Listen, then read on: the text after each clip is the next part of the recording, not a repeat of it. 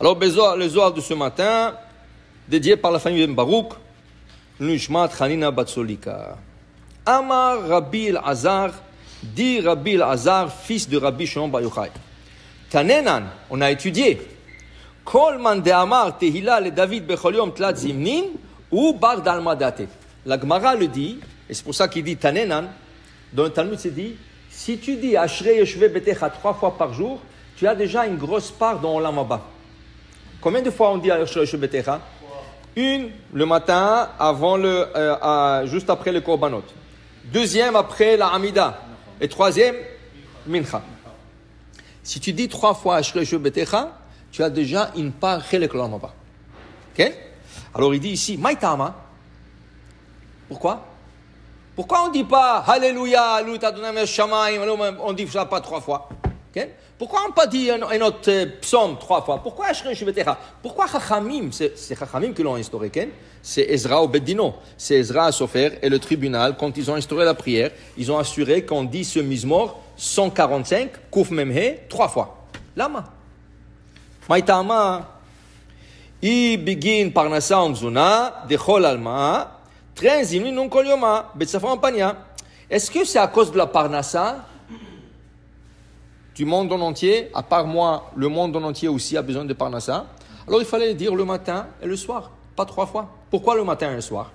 Dis le soir, tu sais pourquoi il suffisait? Il aurait suffi le matin et le soir.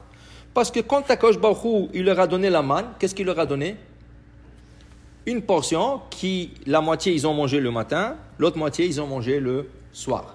À part ça, il leur a donné la slave, la caille, le oiseau, qui mangeait, ken, ba'erev, basar, baboker, lechem nisboa, ou ba'erev, basar, lechol. Ken? Alors maintenant, amaïtlab zimim bekol yoma. Alors pourquoi 3 fois, Ashrei Yeshve Betecha? Il dit ici, Ela, tren lemzona de bnei nshiv de chol alma. 2 fois tu le dis pour ta parnassa à toi. Et ton entourage, tes enfants, ta famille, 2 fois, le matin, le soir. Alors pourquoi on le répète encore le matin, juste avant la Hamida, juste après la Hamida? Pourquoi on le répète? Il dit, Vechad, le mehav tokfa, le haou atar de petichou yedoi. Le 3e, c'est une louange à cette place que les mains s'ouvrent et l'on voit la parnassa sur terre. Alors 2 fois, c'est pour la parnassa. La 3e fois, c'est pour le louange d'Akadosh Baruch Hu. Merci Akadosh Baruch Hu de nous ouvrir vos mains.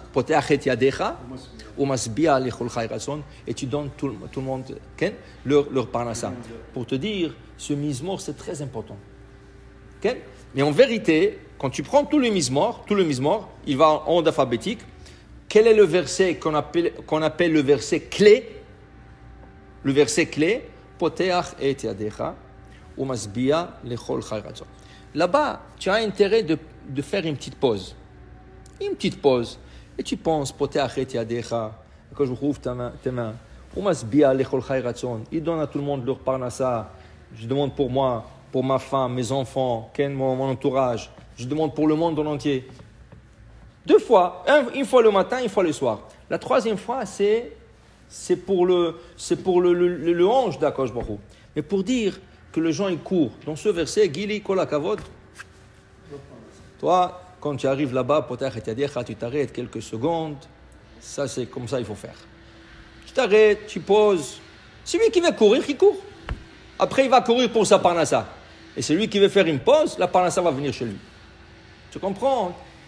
Prends quelques secondes, tu penses à Akadosh Baruch Hu. Et il faut s'imaginer, c'est écrit ici qu'il faut s'imaginer qu'il y a comme 2 mains dans le ciel qui s'ouvrent, et qu'on fait comme ça, et la parnassa, voilà, elle glisse pas sur terre, et toi tu fais comme ça. Pourquoi on fait avec les mains, on ouvre les mains? Pourquoi on ouvre les mains?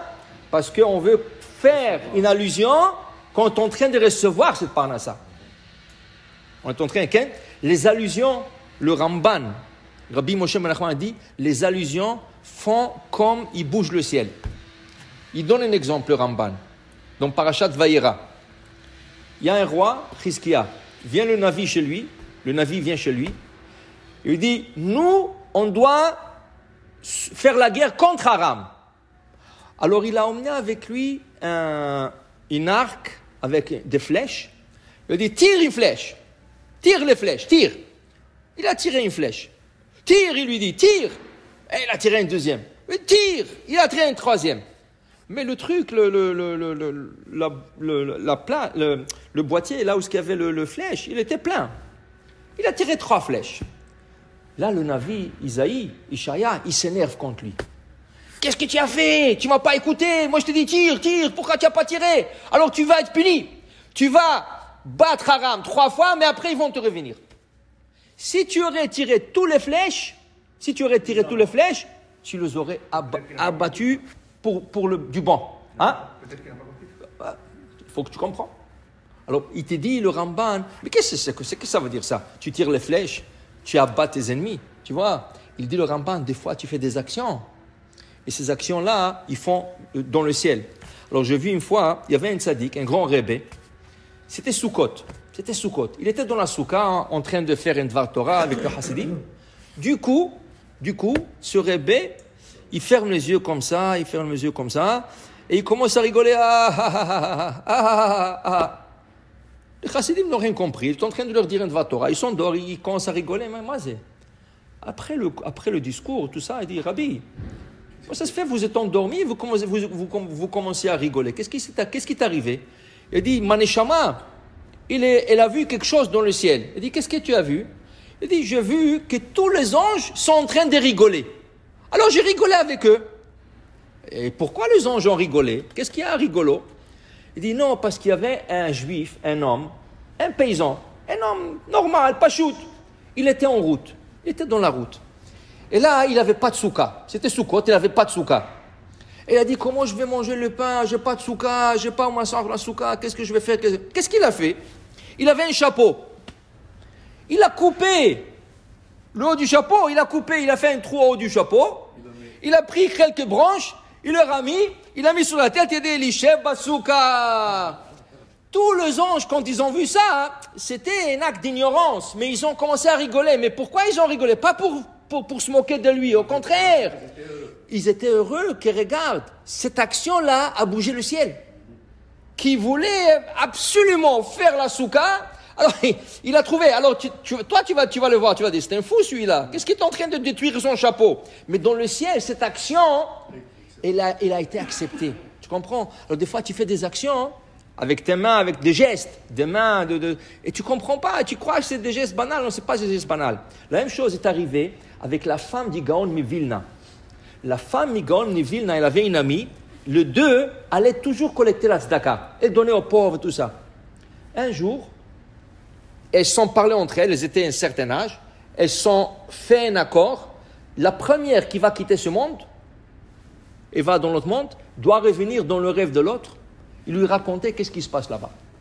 Alors ils ont dit, tu es d'accord? D'accord, oui. Alors c'est l'autre femme qui est décédée d'abord. Après quelques mois, elle est venue dans le rêve de la femme d'Igaon Mivilna. Il dit, comment ça va? Comment t'as dit? Oh, Baruch Hashem, tu sais, tout le tzedakot qu'on a fait, toutes les choses qu'on a fait. Vraiment, on m'a accueilli dans le ciel, on m'a laissé rentrer dans le Gan Eden, je t'appartiens chez moi, tout est bien. Mais j'ai besoin de te dire quelque chose d'important. Il dit quoi? Il dit, tu sais, dans le ciel, ils étaient, sur chaque chose, chaque tzedaka qu'on a fait, on ramassait, ils nous ont donné une récompense. Mais imagine-toi, il lui dit, imagine-toi, un jour, il est venu, on passait dans la rue pour ramasser la tzedaka. Il y avait un bonhomme qui est passé. Il nous a demandé quelque chose. Et toi, tu lui as dit avec la main, monsieur, venez ici, on ramasse pour la tzedaka. Le geste que tu as fait avec la main pour l'appeler, venir vers toi pour donner la tzedaka, a été marqué dans les ciels comme une grande action. Il lui dit, tu sais, quand tu bouges ta main ou ton pied ou ton œil pour une mitzvah dans ce monde, c'est un grand geste dans le ciel. Alors pour dire, c'est tellement important, d'abord il faut faire attention de ne pas faire des gestes de bêtises, et si tu fais des gestes pour des mitzvahs, dans le ciel c'est considéré comme une grande mitzvah. Baruch Adonai Le'olam, Amen ve Amen.